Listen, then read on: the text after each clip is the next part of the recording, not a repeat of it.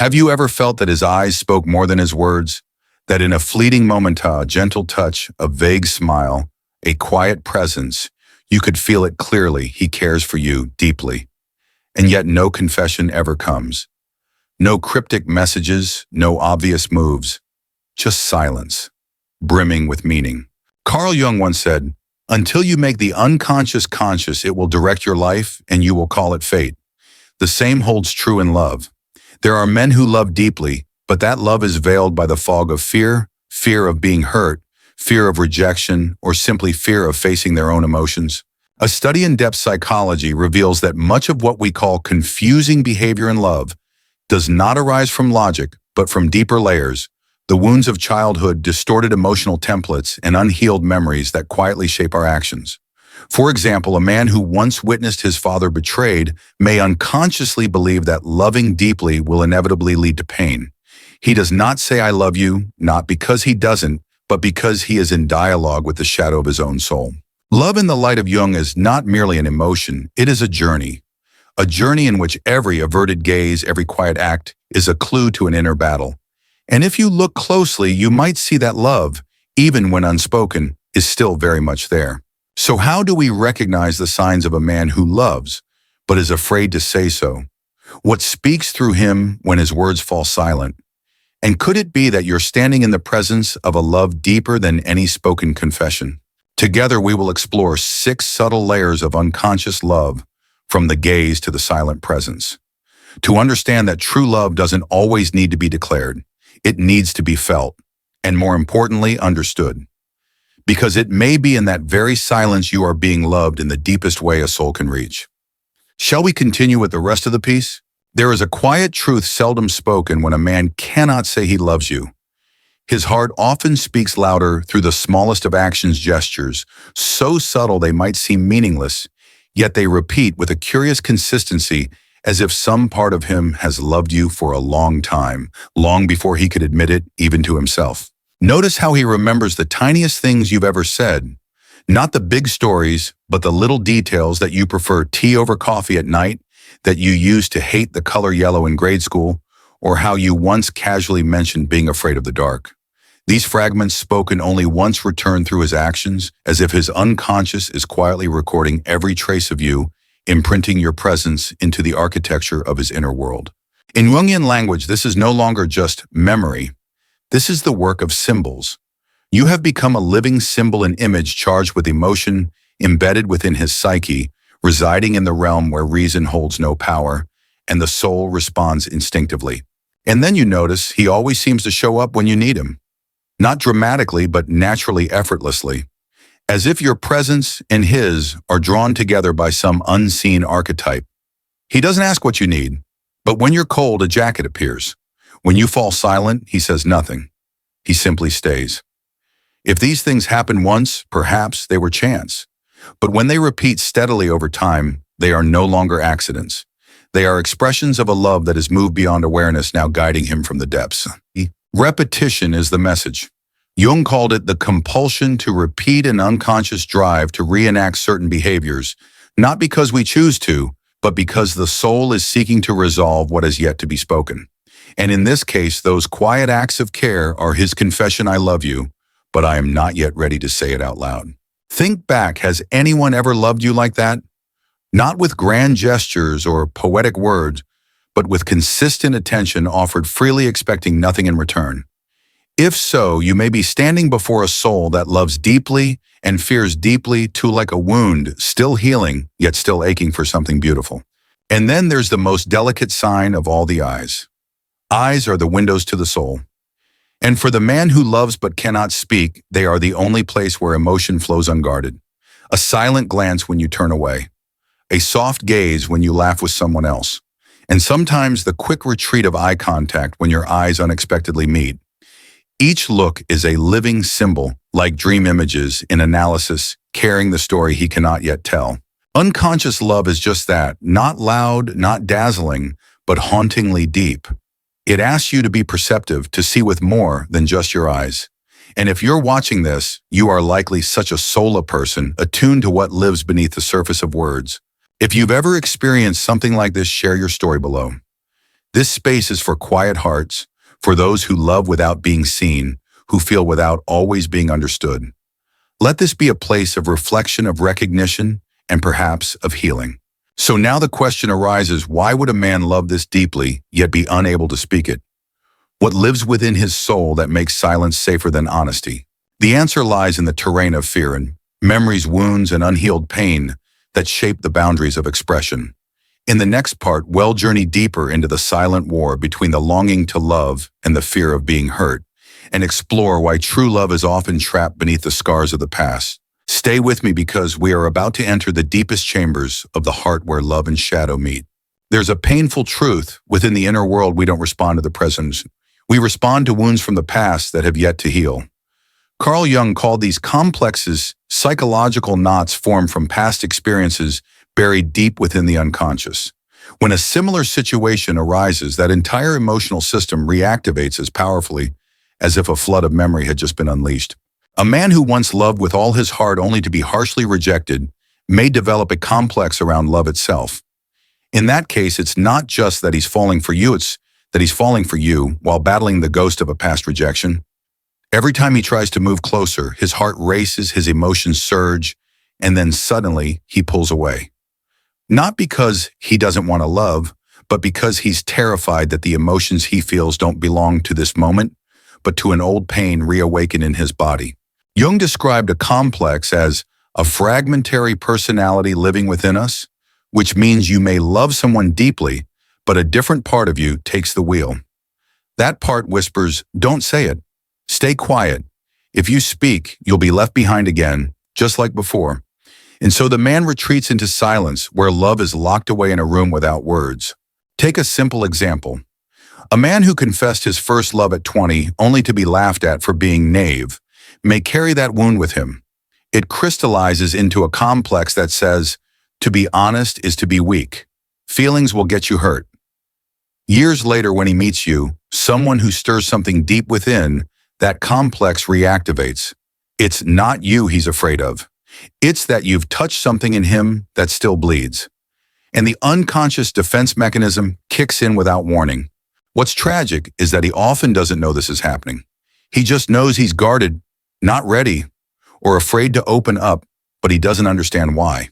That's where Jungian insight becomes a gift. If you can recognize the signs, you'll understand that his fear isn't about you. It's about unresolved memories still echoing inside him. Imagine being close to someone like this. Every time you draw near, he becomes confusing. One moment warm, the next withdrawn. One day he looks at you like you're the only person in the world. The next he avoids your eyes and disappears into silence. Many would call that emotional immaturity or inconsistency. But in truth, these are often the men who love the deepest, yet are fighting a complex more powerful than their conscious will. Have you ever loved someone like that? Or have you been the one who stepped back, afraid of reopening an old wound? If you see yourself in these words, share your story below. This is a space for heart-seeking healing. Sometimes just knowing you're not alone is the beginning of emotional freedom. Love is not always a matter of now. Sometimes love in the present is the reunion of two souls once wounded, learning slowly how to heal each other through quiet presence. And here lies the key. The tension between love and fear is not meaningless. It's the signal that he's feeling something far deeper than he dares to admit. So the question becomes, how do you protect your heart while loving someone still wrestling with his own complex? How do you tell the difference between someone who doesn't care and someone who cares so much it terrifies him? In the next part, we'll dive deeper into the layers where a man's shadow doesn't just influence love, but shapes the very way he approaches relationship itself. And you may begin to see what holds him back isn't you, it's the unclaimed parts of his soul. Stay with me, the next chapter may be the key to understanding how unconscious love truly works. There is an ancient image that recurs throughout myth, the knight walking through darkness, not to wage war, but to guard, to protect. Sword at his side, not as a weapon, but as a quiet vow. This is the archetype of the protector in Jungian psychology, the symbol of a love that is not loud but vigilant. A love that calms a restless world simply through its presence. In unspoken love, you'll begin to notice this archetype emerge. Not everyone who loves you will stand under the spotlight and declare it. Some will remain in the shadows like the knight of old ever, watchful, always near, but never waking you from your sleep. That one cold evening, a coat appears on your shoulders. On a rainy day, he lingers a few extra seconds just to make sure you're safely inside. These are not grand gestures, they are the signs of a brave heart. Brave enough to love, brave enough to protect. Jung taught that archetypes arise from the collective, unconscious, primordial patterns that transcend time and culture. When a man displays this quiet form of protectiveness, it is not random. It is a nightly instinct, a deep part of his psyche, longing to care to shield. His heart is quietly saying, "I'm here so you won't feel alone." And when these gestures repeat, subtle, steady over time, they become more powerful than any flowery confession. A message on a tired evening, a warm cup of tea on a weary day.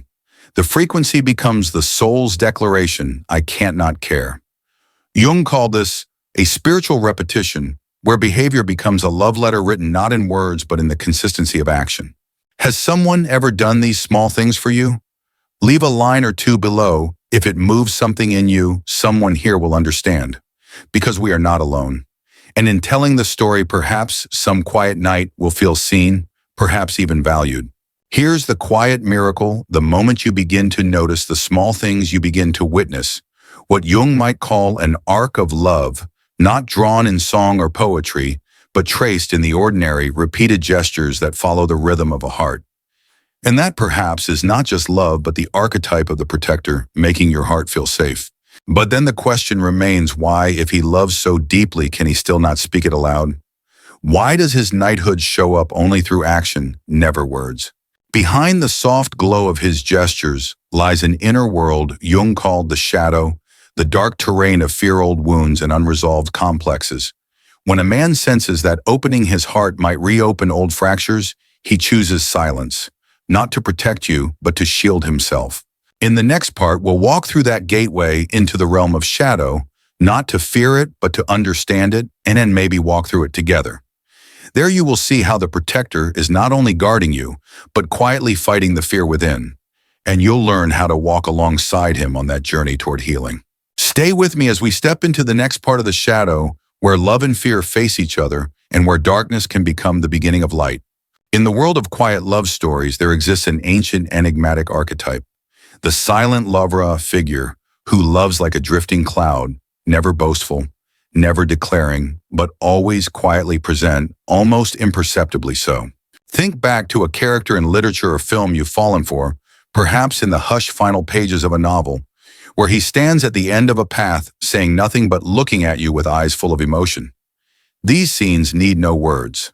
Every glance, every distance between two people says more than language ever could.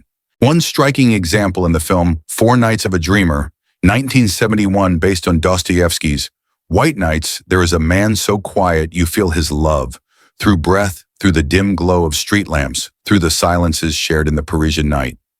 His love doesn't need sound, it lingers as a whisper echoing in your chest. In Jungian psychology, the archetype of the silent lover emerges from the depths of the collective unconscious, the realm of timeless symbols and patterns. He is the thoughtful, unspoken presence, near yet distant.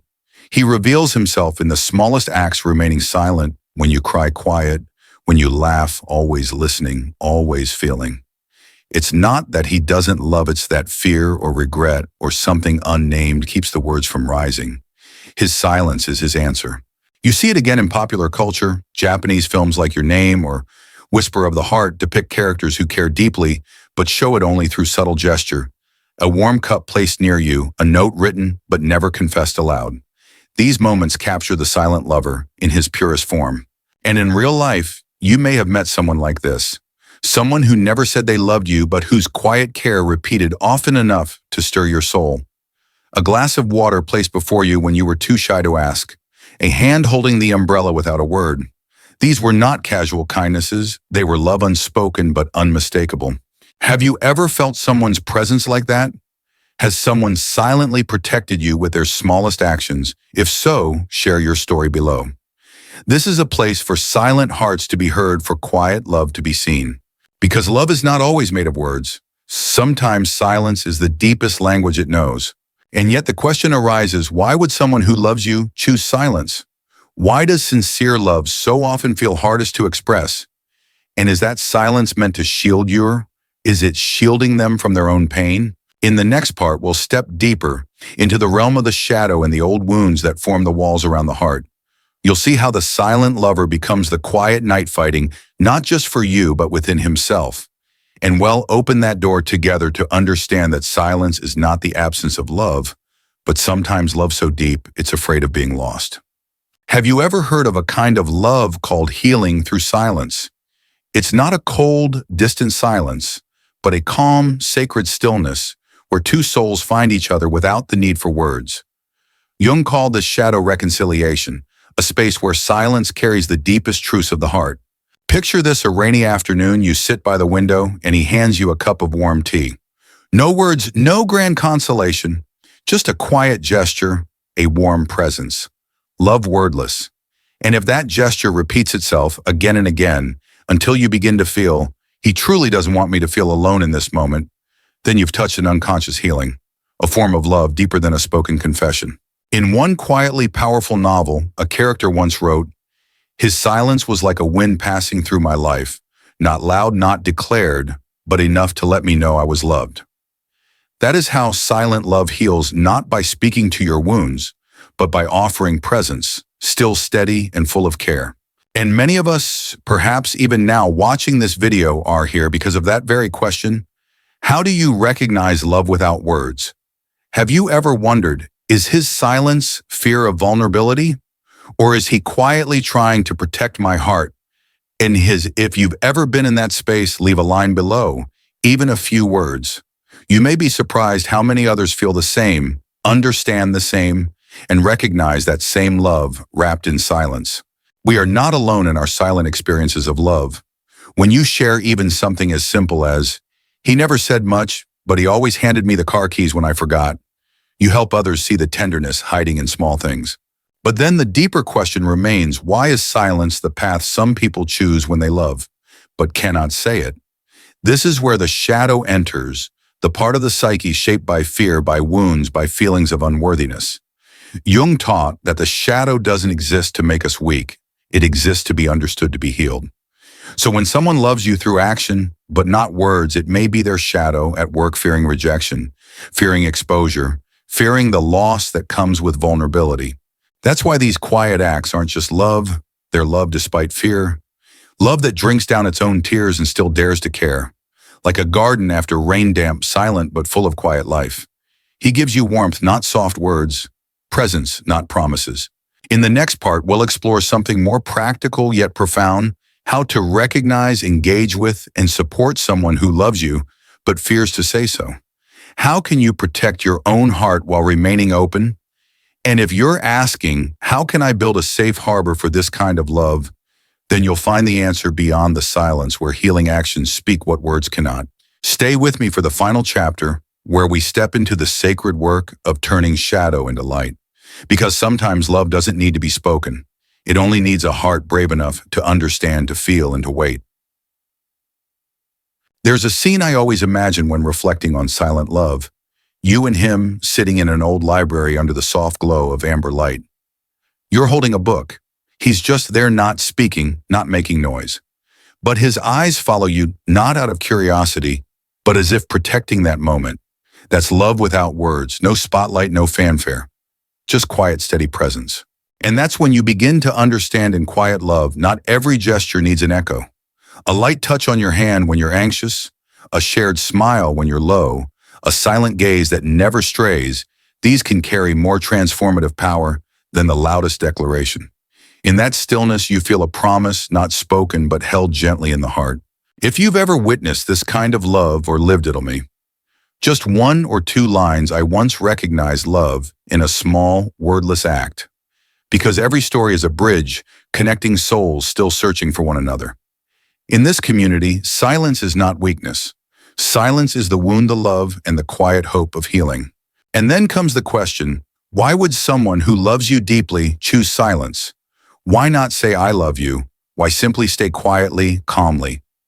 Jung might tell you, deep within him is a psychological house with its door still closed, past wounds, feelings of unworthiness, or fear of hurting you.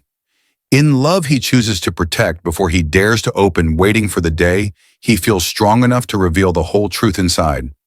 Love in this form is trust in both the present and the yet unspoken future. In the film Call Me By Your Name, there's a scene we'll never forget. The boy speaks with his father, who never names love directly, but his eyes in silence carry the weight of oceans full of gentleness and protection. That wasn't a conversation. It was the heart speaking. And maybe you too have seen that look before, when someone loved you but said nothing, and yet you knew. Have you ever seen someone love you but never confess it? Leave a short line below. When you share, you are seen, and in seeing, you also begin to recognize that even silent love is real and beautiful. That's when our community becomes warm, because silence no longer feels lonely. In the next chapter, we'll begin a new journey. How can you, loving someone like this, help him feel safe enough to open? How can love move from fear to trust, spoken gently through acts of quiet faith? We'll explore how to build a safe harbor for a silent love, so that both the one who loves and the one being loved can feel safe enough to speak the heart's truth. If you're ready to keep going, come with me into a journey where every breath, every gaze, every silence is an absence, but a verse in a love song still being written. Dear soul, as we reach the end of this video's journey, I invite you to return to yourself for just a moment, to the emotions you haven't yet named, to the eyes you once met but never fully understood. Love, as Carl Jung once said, is one of the most powerful unconscious forces. It seeps into our smallest gestures, whispers to us in silence, and lingers far longer than any confession ever spoken. If you've ever felt someone quietly caring for you, pause. Not to analyze with the mind, but to listen with the heart. Maybe he waited for you without being asked, reminded you to drink water, walked you home under the rain, and you've wondered, is this love? The answer doesn't lie in words. It lies in how he chooses to stay in your life without asking for gratitude in return. Jung believed that what remains unspoken in the unconscious will always find a way to express itself, through actions, through tone, through the eyes. Love left unspoken is not lesser, it is often greater, because it has to wrestle with fear, with old wounds, with an unready self. And still it stays. Still it chooses you. And if you are someone who loves in silence, I want you to know you are not alone. Thousands are out there too, waiting for the right moment to speak their deepest truth. Not because they are cowards, but because their love is big enough not to cause harm in haste. You don't need to shout to love. Quiet presence, compassion, and consistent nameless gesture. Sometimes these are the noblest forms of love.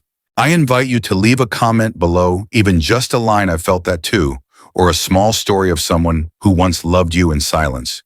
Your words may not only free something within you, but become a mirror for someone else out there who sees themselves in your story. And if this video helped you feel more deeply into the relationships in your life, subscribe. Not just to follow another video, but to join a space for souls who live with depth, who believe that emotion is not a weakness, but a language worthy of being understood. Here we don't connect through noise. We connect through depth. And if you're someone who loves through silence, who speaks through glances, who remembers through unnamed acts, then this place was made for you. I'll see you in the next video, where we'll begin the journey of healing old wounds so we can dare to love again. This time with our whole hearts.